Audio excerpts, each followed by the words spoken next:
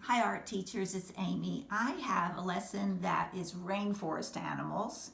That's great for 5th and 6th graders and it takes about 5 class periods to make.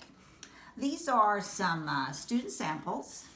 There's a toucan, and you can tell on looking at both of these together that the students can hold their paper either direction. So this one, the macaw is vertical.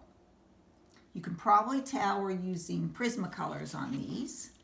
And then a jaguar. And the last student sample in this pile is an okapi from Africa. A good anticipatory set on day 1, teachers, might be about this artwork, The Sleeping Gypsy by Henry Rousseau. You might say to the students, how would you like to come face to face with a lion in the middle of a desert?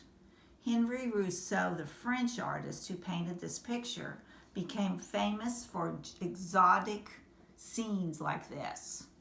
Students also, this is a Rousseau, and then this is a student sample as well. In some of Rousseau's jungle pictures, fierce lions and tigers are shown attacking their prey. Others show mischievous monkeys playing. Rousseau taught himself to paint, so his artwork is more childlike. And he boasted that the ideas from these paintings came from faraway places. But in fact, Henry Rousseau never left France. He drew the tropical plants of the botanical gardens. He went to the library and got books on animals. And he went to the zoo. In fact, if you look at the eyes on this lion, they look very much like the glassy eyes of a stuffed animal. So teachers, after you get the kids going, here's how we make this project. So we've got pieces of poster board that are about 11 by 14. It's a fourth of a big piece of poster board. And I have made myself some pattern pages. So I give the students a pattern page.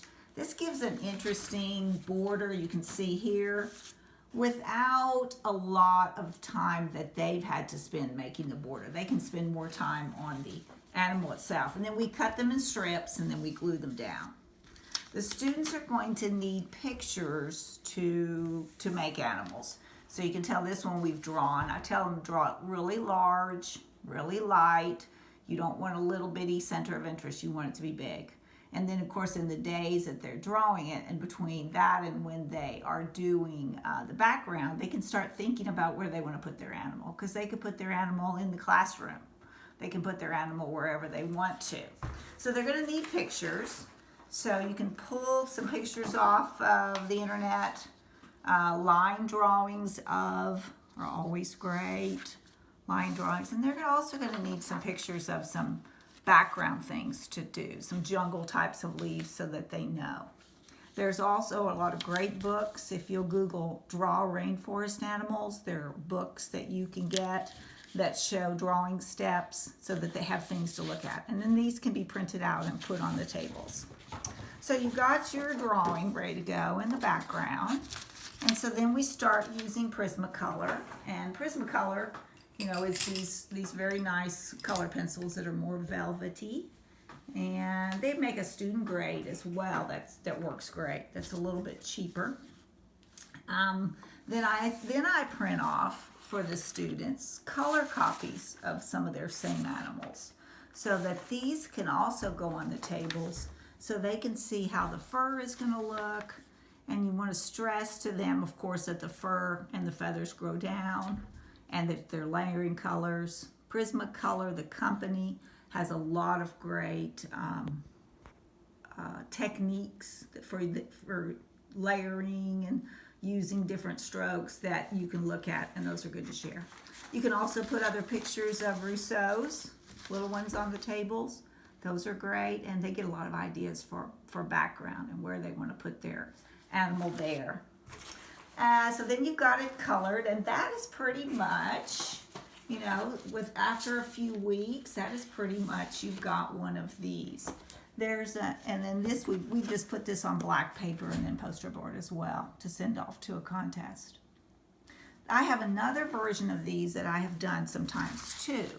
And it is more, most rainforest animals either come from South America, like the Amazon, or from Africa, some of the rainforest areas in Africa. So if we slant it to Africa, I have done this before. And on this, I've used a piece of 9 by 12 manila to give them. And you can see these animals just have a little bit different look. But some of the drawing pictures were the same. And we have framed these with a Dinkra cloth. And a Dinkra cloth is from Ghana. It has a Dinkra symbols that are made with ink. And the art companies like Blick has a set of these little stamps that you can use. Of course, you can make your own by cutting into a potato. But each one of these stamps has a different meaning. So we've made the frame on these with an Adinkra cloth look, which takes more time. It takes more time than the patterning, so that you've got another choice for these. Russo is fun to talk about. You can find other artists too that have some jungle scenes, and enjoy making rainforest animals with your students. Animals are very forgiving, and I think you'll have some great success. Thanks for watching.